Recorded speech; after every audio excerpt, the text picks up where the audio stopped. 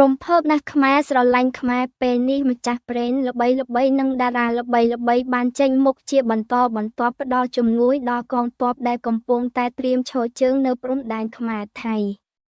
ថ្មីនេះបងប្អូនប្រកាសជាដឹងហើយបញ្ហាព្រំដែនកម្ពុជាថៃមានការផ្ទុះអាវុធដាក់គ្នាប្រហែលជា10នាទីធ្វើឲ្យកងទ័ពទាំងសងខាងមានអ្នកស្លាប់តែយ៉ាងណាមិញម្ចាស់ប្រេងល្បីៗនិងមានតារាល្បីៗបានចេញមុខជាបន្តបន្ទាប់ផ្ដល់ជំនួយដល់កងទ័ពនៅព្រំដែលកំពុងមានបញ្ហាដែលបានបង្ហោះសារនៅក្នុង Facebook ដូចជាអ្នកនីនបានបង្ហោះខ្លឹមសារថាខ្ញុំសូមចំណាយថវិកាផ្ទាល់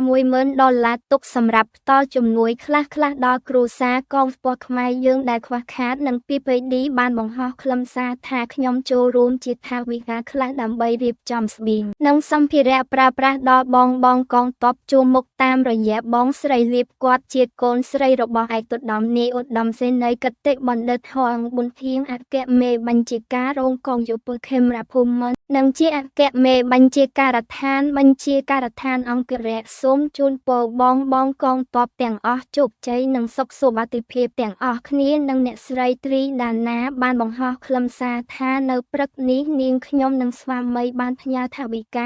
$1,000អាមេរិកចូលរួមរំលែកទុក្ខដល់ក្រុមគ្រួសារយុទ្ធជនពលីសួនរ៉ានតាមរយៈលោកវរសេនីឯកអ៊ុងសុវណ្ណាមេបញ្ជាការរងកងពលទុយអន្តរាគមន៍លេខ9តាមដឹងមកលោកសួនរ៉ាននៅមានម្ដាយចាស់ជរានៅស្រុកទៀតពិតជាអាណិតណាស់បងប្អូនត្រូវលើកទឹកចិត្តនិងផ្ដល់កម្លាំងចិត្តដល់យោធាយើងដែលកំពុងការពារបូរណភាពទឹកដីមិនមែនតែថ្ងៃនេះគឺគ្រប់ពេលវេលាទាំងអស់នាងខ្ញុំជឿជាក់លើថ្នាក់ដឹកនាំជានិច្ចនិងម្ចាស់ប្រេនមីសាន់ស្លាវើប្រេនបាយ CEO បង្ហោះខ្លឹមសារថានាងខ្ញុំអគ្គនាយិកាក្រុមហ៊ុន HY Global និងជា founder នៃប្រេនមីសាន់ស្លាវើសូមចូលរួមបរិច្ចាគចំពោះការពលីបូរណភាពទឹកដីគ្រួសារសព$1,000អាមេរិកនឹងការផ្គត់ផ្គង់ស្បៀងចំពោះកងទ័ពការពារព្រំដែន$10,000អាមេរិកបន្ថែមសូមថ្នាក់ដឹកនាំមេត្តាតាក់ទងមកនាងខ្ញុំផងនិងយាយសួយបង្ហោះខ្លឹមសារថានាងខ្ញុំនិងស្វាមីសូមចូលរួមចំណែកផ្គត់ផ្គង់ស្បៀងដល់វីរបុរសការពារជាតិបងកងកម្លាំងការពារចំនួន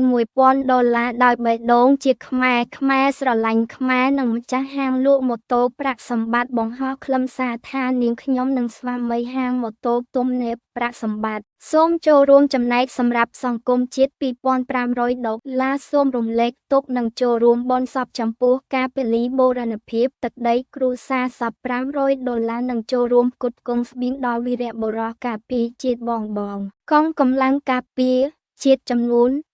$2,000ដោយបេះដូងក្នុងនាមជាកូនខ្មែរស្រឡាញ់ខ្មែរជួយខ្មែរ